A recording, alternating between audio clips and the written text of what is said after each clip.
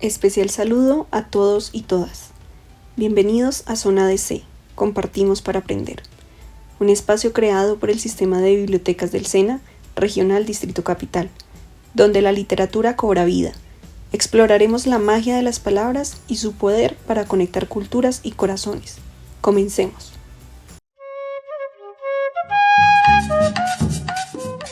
Sistema de Bibliotecas SENA, el cuerpo que abraza nuestra identidad y nuestra memoria.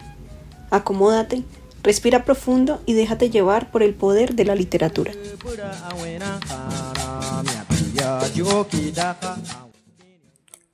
En el episodio de podcast número 5, reflexionamos sobre la diferencia entre la lectura en libros físicos versus los libros digitales y cómo cada formato influye en nuestra experiencia lectora. Ahora queremos ir un poco más lejos. Vivimos en una era donde leer ya no es solo cuestión de libros o pantallas, sino de cómo nos relacionamos con el mundo. La tecnología transforma nuestros hábitos, pero el libro físico sigue tocando algo profundo en nosotros. En Colombia los jóvenes sí leen, pero fuera del aula. El reto es acercar la escuela a sus formas de leer y sentir, porque leer no es solo comprender, es también sentir, tocar, imaginar y construir. En este contexto, el valor del libro físico cobra aún más sentido, especialmente cuando pensamos en la preservación de la memoria, las lenguas y las tradiciones orales. Por esta razón, es fundamental que las personas continúen preservando el libro físico como un medio valioso. Por lo tanto, hoy queremos compartirte algunos fragmentos de dos libros que hacen alusión al tema que trataremos y son Recuerdo mi origen y Crónicas de Indias en las Nuevas Granadas.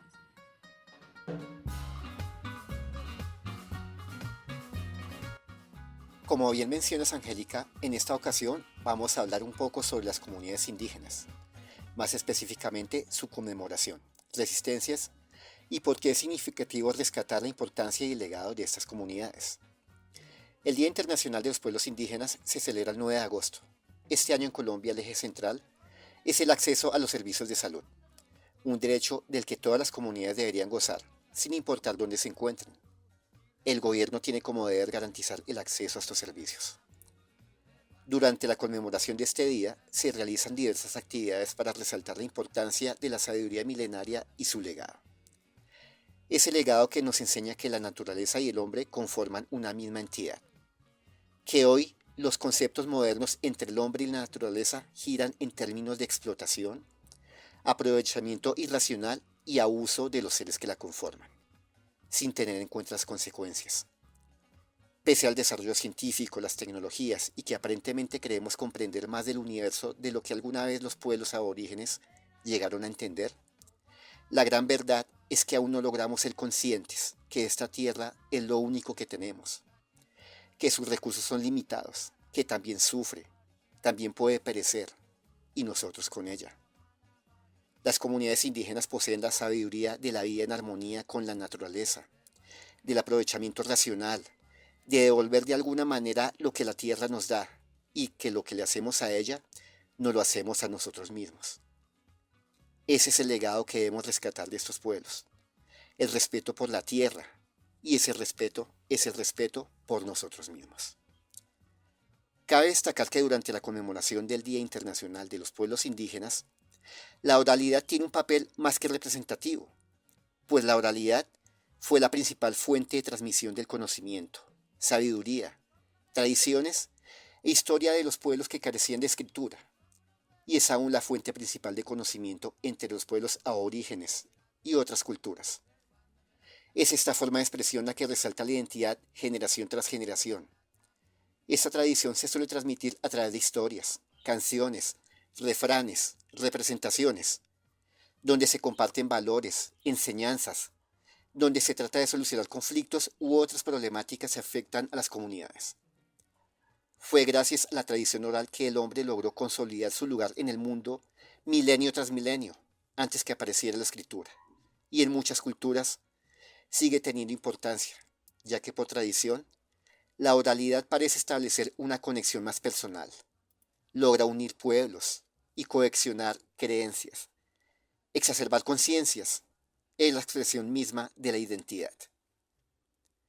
A continuación, tomaremos un fragmento extraído del prólogo del libro Recuerdo mi origen, de la colección Libro al Viento, que menciona las luchas por proteger la identidad, la cohesión de la sociedad y la importancia de la palabra, esto como un abrebocas a las historias que encontraremos en este libro. Las narraciones de este hermoso libro tienen un valor profundo. Muestran las resistencias históricas de los pueblos indígenas, su fuerza, la profundidad de su palabra, cosas a las que ningún prólogo puede hacerles justicia. Plantean un llamado a pensarnos como sociedad, a escucharnos, a dialogar, a fortalecer la palabra, a tejer una sociedad distinta, a que Bacatá se reconozca diversa y lo ponga en práctica. Varios de los autores de este libro son autoridades y líderes de sus pueblos. Son escritoras, escritores, oralitores y poetas. Más que una recuperación de escritos, este libro es un encuentro con la memoria, la resistencia de los pueblos indígenas y la historia de Bogotá como ciudad multicultural y diversa.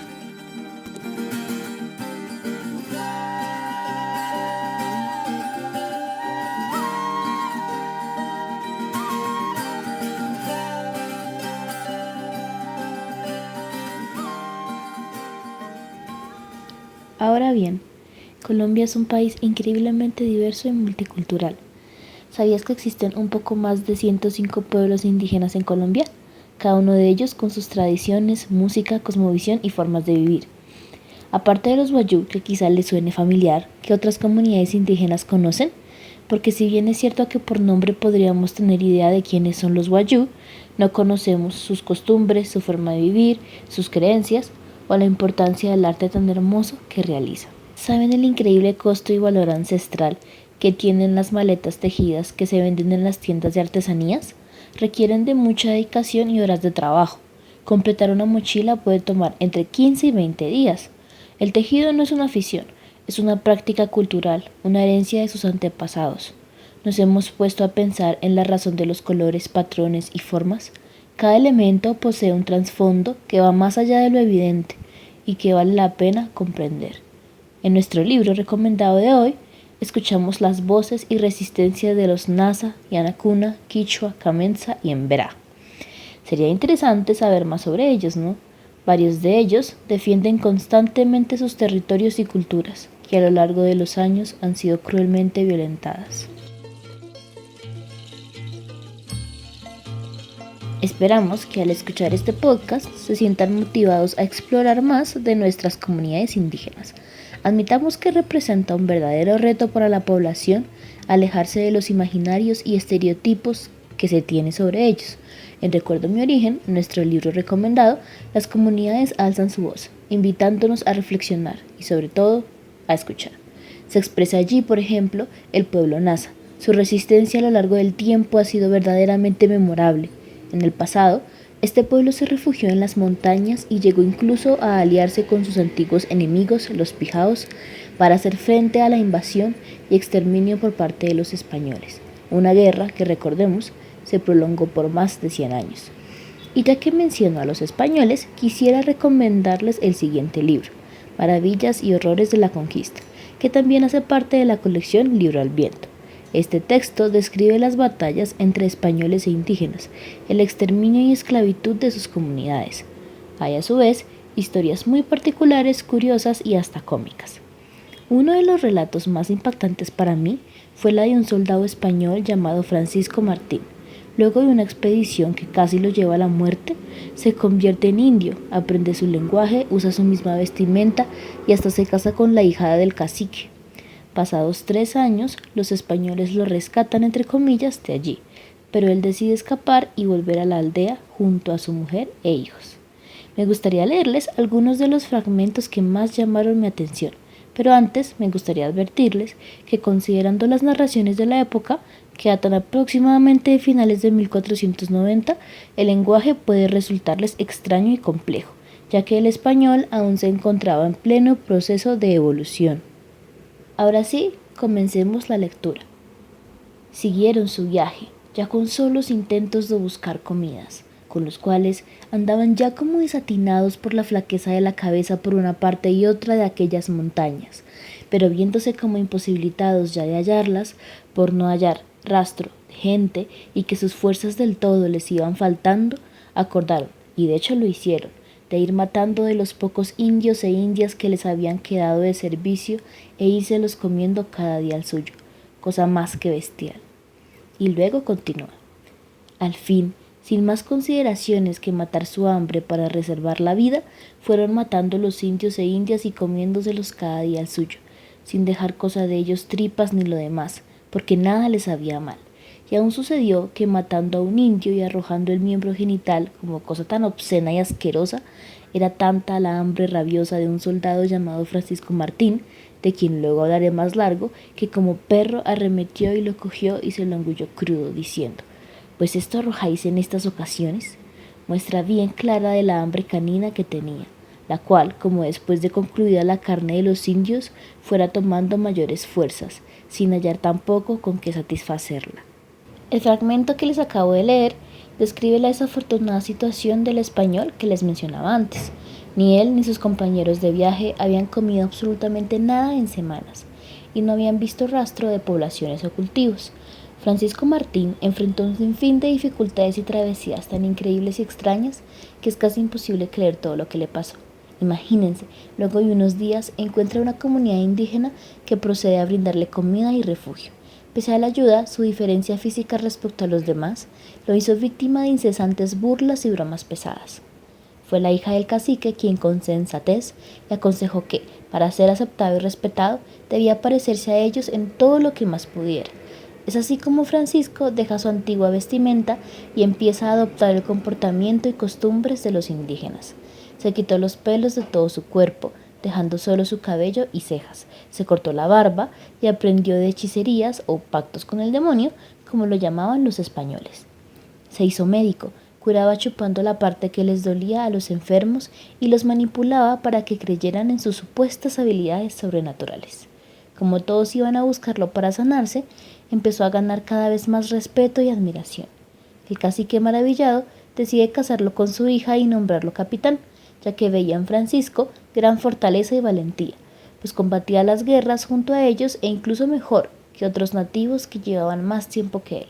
Con el respaldo del cacique, Francisco infundió temor en muchos.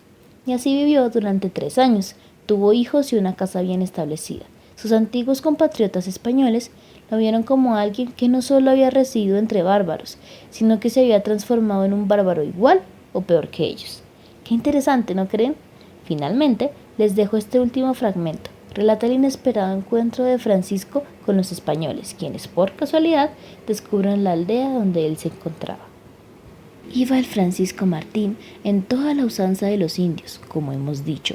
Vivía entre ellos desnudo en carnes y estas ya percudidas y tostadas del sol, todo el cuerpo envijado, emplumada la cabeza con su arco y flechas, el cabello largo, la barba y las demás partes de su cuerpo sin ningún pelo.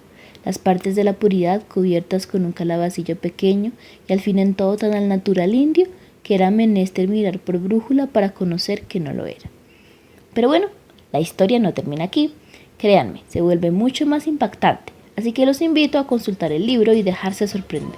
Descubrirán que hay mucha riqueza e importancia en estos relatos.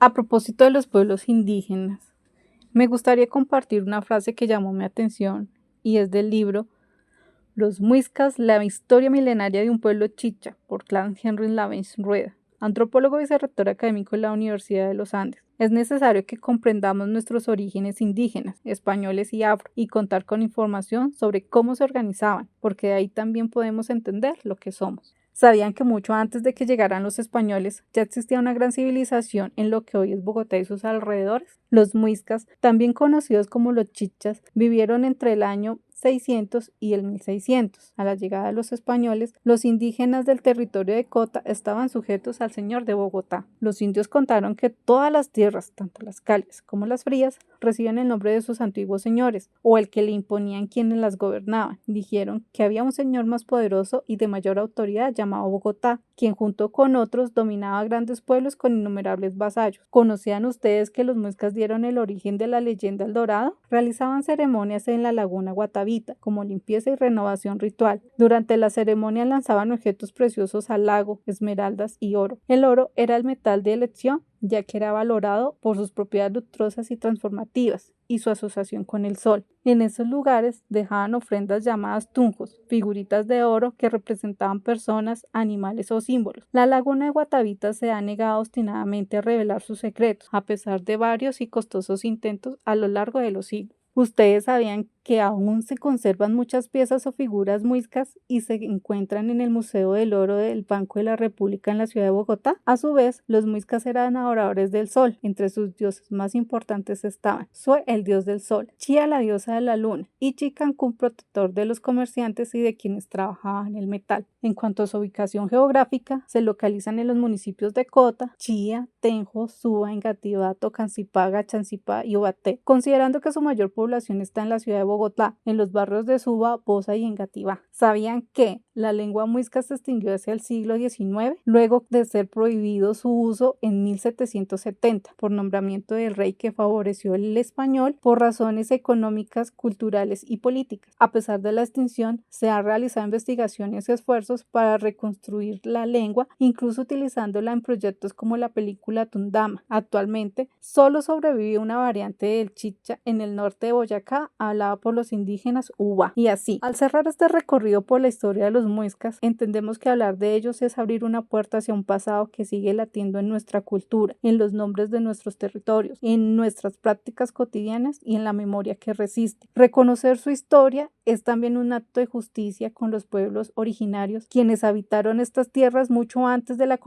colonización y nos dejaron un legado invaluable.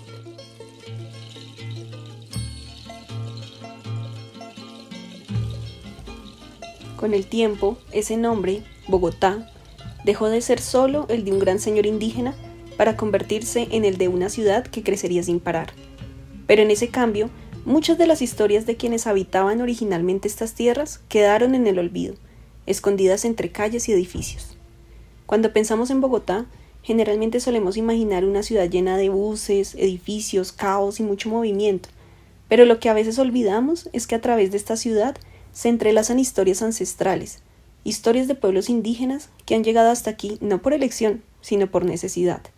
Es importante resaltar que muchos de estos pueblos llegaron huyendo de la violencia, de constantes amenazas, del conflicto armado. Tuvieron que vivir en medio de una guerra de poderes, lo que ocasionó que muchas comunidades hayan tenido que dejar atrás sus tierras y en muchos casos hasta sus costumbres.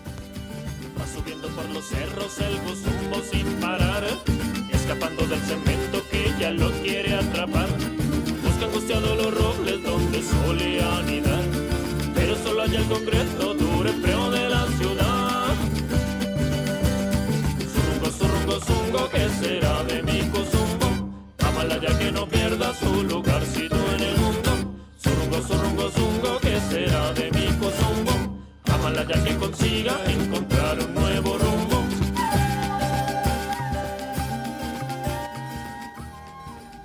Como nos lo narra Natalie Domicó en el poema Canto a la raíz del libro Recuerdo mi origen. Llegaron hombres con el corazón envenenado, con armas e insultos de despojo, miradas cegadas de ambición, manos manchadas de sangre, exigiendo a la abuela Teresa Domicó que abandonara su casa, sus animales, su vida, que dejara los colores de sus parumas enterrados en el olvido y las figuras de sus collares convertirse en ceniza. Por fortuna, la abuela no entendía español, pero pudo percibir la amenaza de sus palabras y la injusticia de sus presencias, la ausencia de amor en sus miradas, el odio clavado en sus gritos. Ante la presión del instante y el semblante del miedo, ella solo cerró sus ojos. Recordó la enseñanza de su abuela, de su madre, de las mujeres en Verá, una melodía suave y fuerte, dulce y amarga, melancólica y esperanzadora, fue emergiendo de su voz, entonando estas palabras: yo no me voy de esta tierra, yo voy a morir aquí, aquí nací, la voz de nosotros los indígenas no se cae, porque vivimos y cuidamos la tierra. Canto, canto, canto nuestro origen, le canto al miedo, fortaleza, le canto al despojo, presencia, le canto a las armas, belleza. Gracias a ella existe la comunidad de Guapá Alto y existimos nosotros por la ofrenda de su canto. Detrás de cada familia desplazada hay una lengua en peligro, un ritual interrumpido, un abuelo que ya no puede enseñarle a su nieto cómo se cultiva la tierra o cómo se le habla al agua. En Bogotá, miles de indígenas tratan de seguir viviendo su identidad, de no dejar perder sus costumbres, aunque su contexto trate de impedírselos. Hoy, en el Día Internacional de los Pueblos Indígenas, no solo es importante hablar de sus luchas, sino también de su resistencia, porque a pesar del desarraigo, muchos de ellos siguen bailando, hablando su lengua, defendiendo sus derechos, y eso en medio del caos de la ciudad también es una forma de luchar. Es por esto que traigo a colación el siguiente poema, llamado Los espíritus no mueren. El tiempo fue testigo de las tierras que recuperamos. El fluir de la vida fue dando espacio para el renacer. En ella la germinación de un ciclo fue despertando. La selva nunca apagó sus colores. En silencio observó las injusticias que vivimos como pueblos. Ella resguardó nuestra esperanza. Ella supo del retoño, de los hijos por nacer, de las sonrisas que volverían a despertarse, de los caminos que faltaban por recorrer. Ella avivó el verde de las plantas, que nos curaron del miedo y el dolor. Ella llenó de dulzura el néctar de las flores, para que el colibrí alimentara su vuelo y nos recordara en su presencia la memoria de los mártires. La guerra apagó la mirada y silenció la palabra, pero no pudo destruir las raíces. Ellas aún están vivas, lentamente van tomando fuerza, van alimentándose de los colores de la selva, van urdiendo el día en el sonido de los pájaros, que cantan la protección y los deseos de nuestros muertos, van floreciendo en la danza de las aguas que han limpiado el dolor y la tristeza de las ausencias. La guerra nos marchitó el pasado y desvió el futuro, pero olvidó que en este presente aún tejemos, aún ofrendamos a nuestros espíritus que guardan la memoria. Ellos no han muerto ni morirán, mientras sigamos amando ser hombres y mujeres de la tierra. Y esa resistencia de la que hablamos no solo se refleja en las ciudades, en la defensa de sus derechos o en la lucha por su identidad, también se vive profundamente en sus territorios, en su relación con la madre tierra. Para muchos de nosotros la tierra es solo eso, tierra, un lugar que pisamos, cultivamos o incluso explotamos. Pero para los pueblos indígenas, la tierra es madre, es sagrada, es el origen de todo lo que somos. Allí viven sus espíritus, sus historias, sus medicinas, sus dioses. Cada árbol, cada río, cada montaña tiene un nombre, una razón de ser, y por eso protegerlo no es una opción, es un deber que nace como tradición. Y esto lo podemos ver reflejado en el poema Soplo de la Tierra, el cual compartiré a continuación. Basta de la muerte que nos quiere desaparecer y del exterminio que ronda por nuestros territorios. Si hemos cuidado de la vida, ¿por qué nos arrebatan su prolongación? Si hemos protegido a la madre tierra, ¿por qué envenenan sus suelos y encarcelan su abundancia? Si la tierra es destruida, también nosotros lo seremos, porque fuimos obligados con sus animales, su respiración nos dio el primer aliento de vida, nuestra sangre se oxigenó con el fluido de sus aguas, y la fortaleza de nuestros pies fue forjada en sus suelos. La guerra no solo lastima al hombre, también a la madre tierra. Nos duele su herida, su destrucción, su contaminación, pues a ella debemos todo lo que somos y seremos. Los pueblos indígenas han resistido al despojo, al olvido y la violencia, pero también nos han enseñado el valor de preservar la sabiduría de los pueblos, de cuidar la tierra y llevar en alto nuestras costumbres y tradiciones. Ahora, cuando veas a un indígena en la calle, recuerda que no estás viendo a alguien que vino por casualidad, sino quien fue arrancado de su tierra y aún así camina con dignidad, llevando consigo la memoria de un pueblo entero. Pero, ¿de qué forma se ha conservado esa tradición, esa sabiduría, esa filosofía de vida y armonía con la naturaleza, esas luchas por mantener su identidad, su territorio y por defender su derecho a la igualdad? Pues a través de la palabra. La oralitura hace referencia a la tradición oral de transmitir conocimiento, mitos, historia, todos los saberes de una cultura a través de narraciones, representaciones. Estas pueden ser con bailes y canciones con mitologías. La palabra en este caso es la herramienta para transmitir ese conocimiento generación tras generación. Y es por ello que cuando se dice que una lengua indígena ha muerto, también ha desaparecido el conocimiento milenario que contenía esa lengua. La oralitura no es exclusiva de los llamados pueblos sin tradición escrita. También es un componente cultural importante en otros pueblos no aborígenes. La oralidad hace parte de la identidad de estos pueblos. Para muchas culturas, la oralidad es la principal o la única fuente de transmisión de conocimiento de su mundo, de su historia, de su identidad y territorio. En la oralitura es muy importante el uso de recursos como la rima, la cadencia en la narración, la expresividad, la entonación, la musicalidad en las palabras para dar vida, identidad propia a la historia, a sus hechos y a sus personajes. Es esta emotividad la que logra transmitir la esencia misma del relato y la que logra esa conexión entre la tradición y su gente.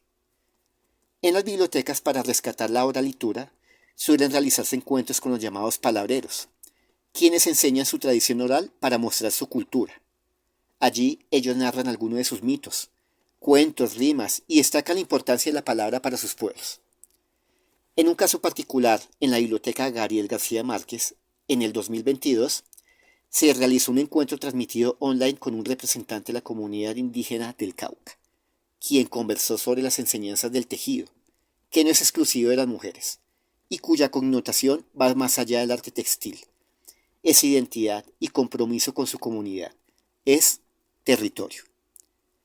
Otra forma para fomentar la oralitura es a través de los cuenteros, desligados de la parte tradicional, mítica y cultural de un pueblo particular para ser más accesibles a la comunidad en general. Ellos narran historias con diversas temáticas y anécdotas más por diversión y entretenimiento que para transmitir conocimiento propiamente dicho. Asimismo, a nivel de literatura, particularmente con la colección Libro al Viento, los usuarios pueden acceder a los conocimientos milenarios y a las tradiciones de nuestros pueblos aborígenes por las publicaciones traducidas que hallamos en esta colección. Y en nuestro caso particular, en la biblioteca del Centro Nacional de Hotelería, Turismo y Alimentos, tiene a disposición de nuestros usuarios tradiciones culinarias, algunas de ellas provenientes del saber de nuestros pueblos indígenas. Es otra forma de mantener viva su cultura. Y ahora, para cerrar este podcast, tomaremos otro fragmento del libro Recuerdo mi origen, donde se evidencia la importancia de la palabra. Cuando la palabra está llena de memoria, gana un peso cercano al suspiro, suficiente como para flotar en el aire y caer lentamente con gracia a la tierra, como las semillas del diente del león al ser sopladas. Cuando la palabra toca la vida, la memoria se vuelve territorio, lengua, ser y momento. Nacen las historias cargadas de estrellas y lagunas que nos remontan a la raíz de la historia, a la raíz de la vida, la raíz del tiempo. La palabra cargada de memoria germina sobre la cultura, tejiendo el tiempo de los ancestros con nuestro tiempo. Los antiguos lo sabían, y por eso tenían tan profundo respeto por la palabra, por cumplirla, acatarla, compartirla o negarla. El conflicto armado en Colombia no se transformará hasta que nosotros no tomemos acciones pequeñas y profundas sobre las formas de habitar y relacionarnos en las ciudades, es decir, cómo habito y me relaciono con el resto del mundo. Sé que puede sonar muy general o etéreo, pero no echen saco roto mi historia. Los abuelos nos han enseñado que grano a grano se llena el buche, es decir, que las acciones pequeñas, pero constantes, permiten cambiar el mundo. Necesitamos volver a fortalecer la palabra y el diálogo para volver a invocar la memoria en nuestro territorio. Debemos volver a las plazas públicas, a las calles, a los parques para conversar, para dialogar con el otro. La palabra conversada y compartida no es una batalla, es una danza. Bailemos la palabra, compartámosla como alimento con el otro. En estos tiempos, cuando la palabra ha perdido el valor y los chats han reemplazado la conversación, necesitamos volver a la semilla, volver a escucharnos y palabrearnos. No me queda más que anhelar que la palabra escrita con piel de viento, oral, y la palabra con piel de árbol, escrita, retornen como medicina a nuestro territorio. En la narración los acompañó Diana Sastre, Helen León, Angélica Rodríguez y Alejandro Martínez. Los esperamos en nuestro próximo encuentro. Zona DC, compartimos para aprender.